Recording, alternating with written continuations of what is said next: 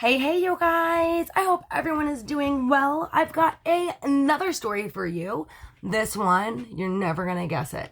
It is filled with lies, deceit, drugs, alcohol, and you guessed it, murder. But before I get into the story, don't forget to like, share, and subscribe to my YouTube channel, Storytime with Auntie Cuckoo. It is so appreciated. Let's get into it. So tonight's story, you might have heard of it, you might not have, is about a quote-unquote power couple in Las Vegas, Kellyryan and Craig Titus. So Kellyryan was a gymnast, a cheerleader. If I remember correctly, I think she was actually trying to be a Lakers cheerleader. But she was in Vegas and walking by and saw a fitness competition. And she was like, I want to do that. So she did. She got in that shit and she was like, hoo, hoo, yeah. And she did it. And she was phenomenal. And not only was she buff and built and so good in all the bodybuilding aspects, but her nickname became known as flyingryan because when she was on the stage, her gymnast skills came out too. Literally they said she flew across the stage and she was a pretty big deal, like a local celebrity in Vegas. So while doing this, she met another local celebrity in the bodybuilding world named Craig Titus. Now, Craig Titus was a fitness model, bodybuilder, but also known as a bad boy player, whatever you want to call it. In the 1990s, he had gotten in trouble not only for possessing, but he had so much that they charged him with intent to sell of ecstasy. And then while he was in trouble with that, he got in trouble for using steroids as well. So Craig's got a little bit of a rap sheet, shall we say. So anyways, they meet, and Craig's like, I like that, I want that, to Kelly. And Kelly's like, I don't like bad boys, I'm a Christian. She's a Christian, don't forget that for later in the story. And he's like, oh no, I'm nice and I'm great and I like you. You know, he's got that charisma and that charmingness about him, like most players do. So, anyways, back and forth. He wears her ass down, literally. And they end up getting together. Bow, chicka, wow, wow. And they become, in Vegas, in the bodybuilding scene and stuff, pretty much like local celebrities. So they, not only were doing good on their own, but together were phenomenal. So Kellyryan was getting paid $25,000 to $30,000 an appearance, where Craig Titus was getting paid $5,000 an appearance. Girls rule. Shh, I'm doing a video. Sorry about that. So anyways, but they were a power couple together. So when they would get these deals and they had so many different business ventures going on, afterwards, they would throw these huge parties in Las Vegas with drugs, alcohol, sex, chaos. You know, they were well known in the Vegas scene, like I said, local celebrities. So one time at band camp. So one time they were traveling and actually were in Panama City Beach, Florida. Whoop, whoop, Florida. So while they were there at a fitness competition, this beautiful young lady named Melissa James was there and Craig Titus met her. Now, Melissa James was, she did ballet and hip hop. She was a young lady and had her own dance studio and had dreams, of having this successful business as a dance instructor, but was falling on hard times. So she met Craig Titus at this fitness competition, not dance competition, fitness competition. And once you know it, Craig Titus and Melissa James, bow, chicka, wow, wow. Yeah, they got it on. So they had this brief affair. And Craig was like, listen, you should come out to Vegas. There's so many more opportunities in Vegas. I can get you into this. I can get you into that. Not only come out to Vegas, but you can actually stay with me. You can choreograph this fitness video, sort of the friggin' dream, Young girl, who the heck wouldn't do it? Her business is struggling? Hell yeah. So she goes out to Vegas. And like I said, I don't know if I said it, but they met in 1999. So this goes on for a few years. And in July 2000, Kellyryan and Craig Titus actually got married at the Little White Chapel, I believe it was, in Las Vegas. And Craig, started bringing Melissa around as a personal assistant. So Melissa lived in Panama City Beach, and Craig and Kelly lived in Las Vegas, and she would go back and forth between the two places over the next 4 or 5 years. And when she was in Vegas, she would literally stay with Kelly and Craig. Well, Kelly and Melissa, both beautiful young women and very competitive. They're athletic, they're into competitions and stuff. Well, they're both staying in this home with Craig Titus, who is married to Kellyryan. And I don't think Kelly knew about Melissa and him back in Panama City Beach in 1999. Bow chicka wow wow. I don't think she had any clue about that until they were all living together. And over time, she started seeing Craig flirting and, making those eyes at Melissa. And shit got heated. Things got complicated. On top of that, they had, all these sex and wild drug-fueled parties. It was a complicated relationship between these three. So on December 14th, 2005, I believe it was, there is an older gentleman driving in the desert in Las Vegas, and he sees a silver truck speeding away super fast. And he's like, that's kind of odd. It's like the middle of the night, early morning. And then he sees like a big ball of flame. So what does he do? Bloop, bloop, bloop. 911, what's your emergency? I'm in the middle of the desert and there's a car on fire and the silver truck just went speeding away. So police come out, they put the fire out. It is a gorgeous red Jaguar that was torched and abandoned, but they can still read the license plate.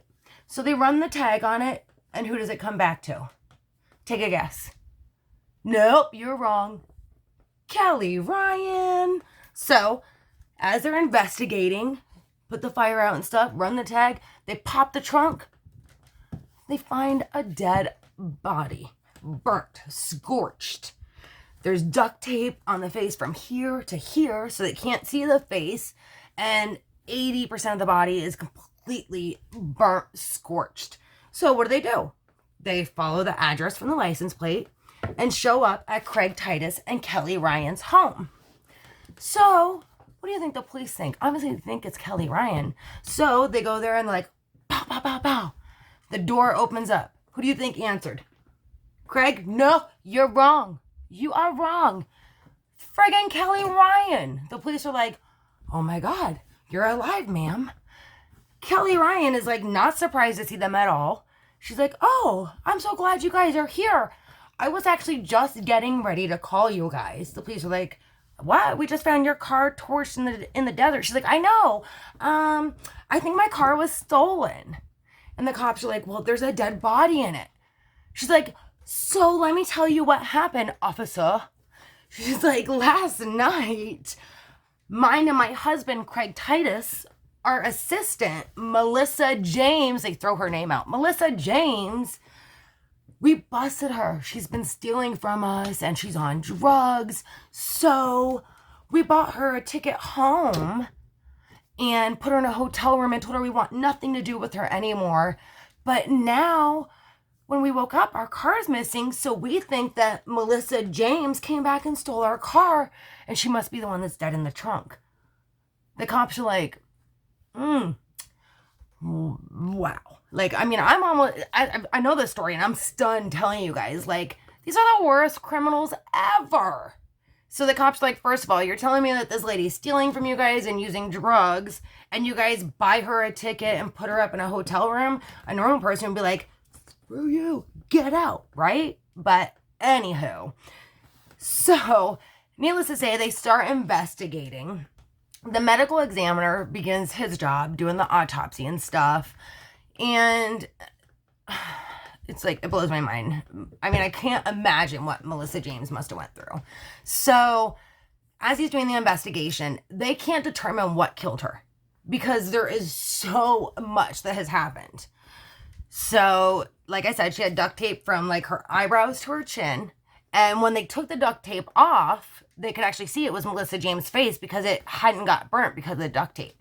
But the rest of her body was burnt. She had speaker wires twisted around her neck, as well as a housecoat bathrobe like belt that was around her neck. And then the medical examiner does the toxicology report. It comes back that she's got like heroin, lethal doses of morphine in her, like that would kill you, that were injected into her thigh. Okay, so there's so much damage that the medical examiner is like, we can't say the cause of death, so they put it as unknown. But obviously the police know that she didn't duct tape her own friggin' head, put herself in the trunk, and then set her car on fire. Like, obviously she didn't friggin' do that. So they're like, we gotta start investigating. So they start pulling cell phone records and stuff. I believe I said this happened on December 14th, 2005. So they start pulling the records and they see like December 13th, you know, in the afternoon, in the evening, in the late evening, that there was a lot of calls coming from Craig Titus's phone. So they look at the number it's going to, and it's going to this gentleman named Anthony Gross. Now, Anthony Gross is a groupie. I don't ever want to be mean to anyone or anything, but like, you know how there's like band groupies and whatever else? This guy literally was like a bodybuilder, want to hang out with the cool people groupie. So the cops reach out to him and he's like, yeah, I'll come talk to you, but hold up, let me get my lawyer.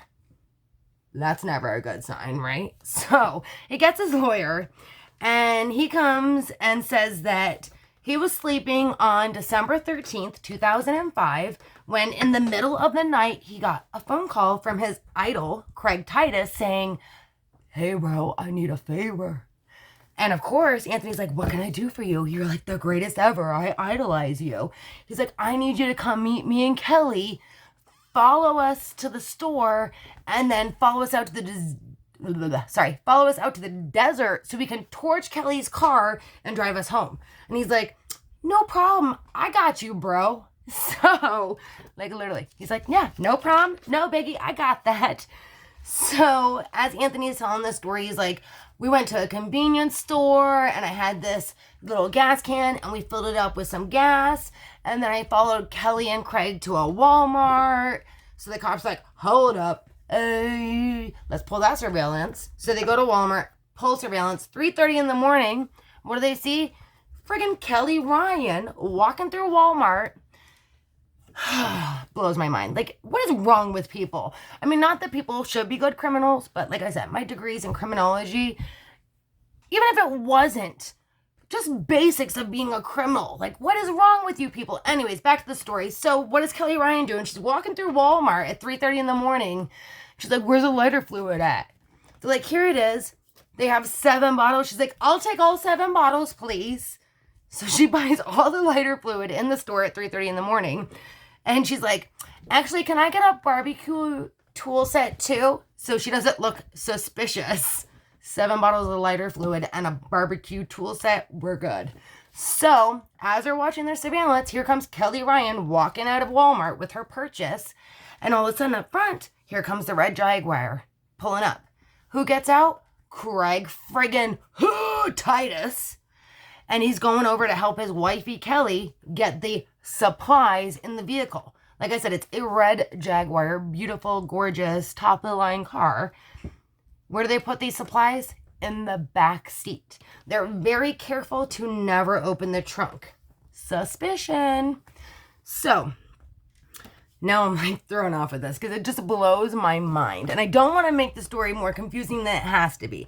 So as they see this, the police are like, all right, we need to go back and get Kelly and Craig and bring them down the station, probably arrest them and do some searches. So they go back to their home after talking to Anthony Gross and his lawyer, and they're friggin' gone. MIA. So if you've ever been to Sin City, Las Vegas, it's a small town and shit travels. And these are 2 local celebrities who couldn't keep their friggin' mouths shut. Again, worst criminals. The only thing that they could have done worse was videotape the whole friggin' thing, but there's lots of surveillance. Anyways, so they're MIA, but cops start investigating, asking around, and friends are like, well, they were reaching out to me, and they had mentioned about getting their affairs in order and stuff so that they could flee to a country that had no extradition. Like, red flag, guilty, right? Like, God, you guys suck at being criminals. Anywho, so the police are looking for them. Come to find out, they never left the friggin' country. They're in, like, Boston, Massachusetts, whatever, with some other friends. So, as the police are going through the phone record and questioning people, the name, on December 22nd, the name was Megan, I want to say Pearson and Jeremy Foley, I believe. I think they were married. So anyways, this name pops up. So the police reach out to them. They show up with their attorney also. So when they show up with their attorney, they're like, listen, we got a story. What had happened was on December 13th, 2005, Jeremy and I, this is Megan talking, Jeremy and I were home and we got a call from Craig Titus. And he was like, hey, I need a favor. Same thing as with Anthony. These are like the groupies want to hang out with the cool people, and Kelly and Craig are known as celebrities. So Craig's reaching out to people thinking that they're going to be his go-to covers. And he's like, I need a favor. Can you guys please come over? So Megan and Jeremy go to Kelly and Craig's house, and they get there, and literally Kelly and Craig are like trying to set up an alibi. They're like, so earlier tonight we busted Melissa. She was stealing from us, and we found her OD'd in the garage. And you guys found her too, right? And if you could please take this bag with you when you leave, and if anyone asks any questions, you guys were with us, and we found Melissa OD'd in the garage in the Jag, okay? Take this black duffel bag, please. Don't look in it. Just hold on to it for me. You got me, right, bro? Anyway, so they're like, yeah, okay, cool. They leave thinking like, one, they're tweaked out on drugs as usual. They're probably making it up, whatever. Until the next day, they see on the news, red Jaguar found in the desert, burnt. They realize that it's friggin' Kelly's car, and obviously it comes out that it's Melissa, and they're like, oh, hell no. So like I said, they got their attorney, went to the police, and like, so that's what they told us to say, and here's that duffel bag. So police were like, bust open that duffel bag. What's inside of it? A friggin' taser and duct tape. So, right? It's like, it's mind-blowing. Worst criminals ever. Like, what is wrong with you people? So, the FBI gets involved because now we're across state lines, whatever else. They track Craig's cell phone. Like I said, they find them in Massachusetts. Craig Titus gets swarmed. He's sitting in a parking lot in his truck, and the FBI swarm him. Kelly's not there. Where is she? You know, like I said, they're planning to leave the country to flee. Where the hell do they find her? She's in the friggin' nail salon getting her nails done before fleeing from a murder. Like, so the FBI arrest her in the nail salon. So, like, mind-blowing. So, obviously, they start questioning them, whatever, and Kelly comes up with a new story. Her new story that she tells them is that her and Craig, you know, were home, whatever. They walked in the garage, found Melissa OD'd in the Jaguar, and they freaked out. We have celebrity status here in Las Vegas.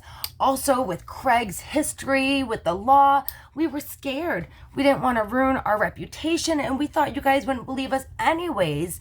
So we decided to involve Anthony and burn the car and get rid of it. And the cops are like, that sounds, you know, all right, somewhat believable, Kelly, but we've got the duffel bag with the duct tape and the taser. And they confront Craig with it as well. And they're both like,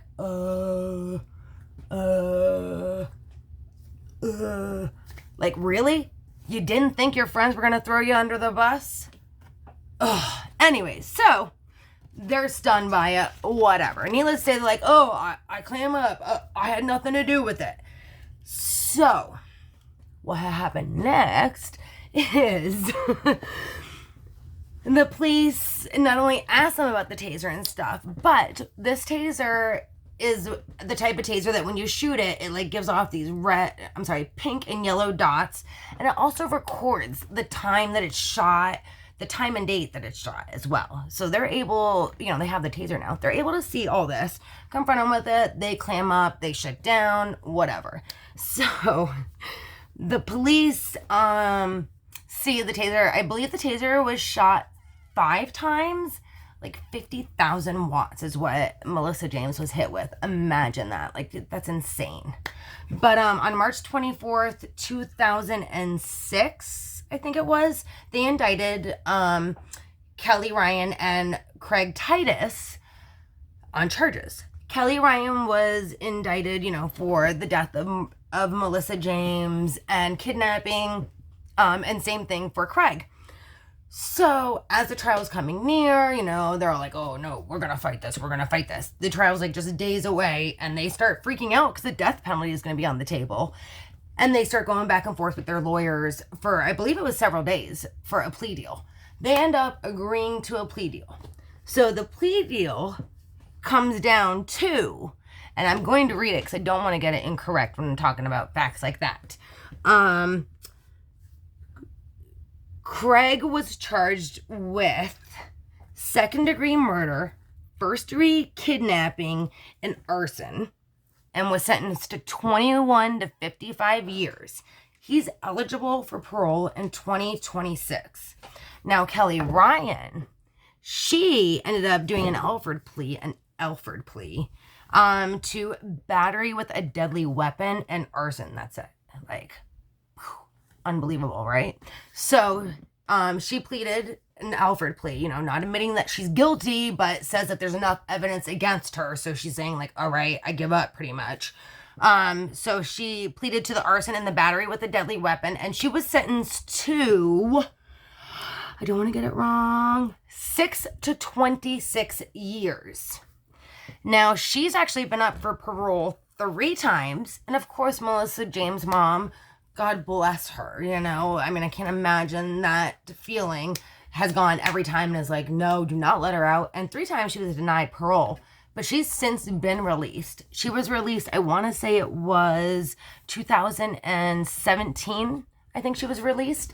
And as far as I know, was living with her dad in California. She did divorce Craig Titus, whatever. Now, Craig's claiming that it was all Kellyryan, that they had gotten in a fight, and that he pretty much fell on the sword for her. But, like I had said, when the medical examiner had looked at her, the girl had been beaten. Craig had admitted to body slamming her. She had the speaker wire around her throat, the bathrobe belt around her throat. They injected her with a lethal dose of morphine. And Craig had even admitted to putting his massive, and I don't remember if I told you guys this or not, but he was like 245 pounds of straight steroid-infused muscle, had wrapped it around her little friggin' throat and murdered her. I can't even imagine. After being shot 5 times with 50,000 watts. Like, unbelievable. Anyways, so that's that. Anthony Gross, he got probation. Because like I said, he claims that he had no idea there was a dead body in the car and that he thought he was just helping out his idol. And as far as I know, Megan and Jeremy didn't get charged with anything. And the crazy thing about all is, the crazy part is that Melissa's dead, and that's, like, devastating, obviously. But, like, what's the real reason? Like, what happened? The only thing that they can speculate is that it was just Kelly found out, and she got jealous, confrontation, there was a lot of drugs used. Maybe it's after a night of drug-fueled partying and paranoia, confrontation, and shit got out of control. And whether Kelly killed her or Craig killed her, whatever it is, they decided to clean it up together and be the worst criminals ever and try to skeet, and it didn't work out. So that's that story. I want to thank you guys so much for once again tuning in for story time with Auntie Cuckoo. I hope everyone is doing well. Like I said, please don't forget to like, share my videos, and please subscribe to my YouTube channel, Storytime with Auntie Cuckoo, with a Kookoo. I appreciate the support. Stay safe, stay nice, be kind, and take care.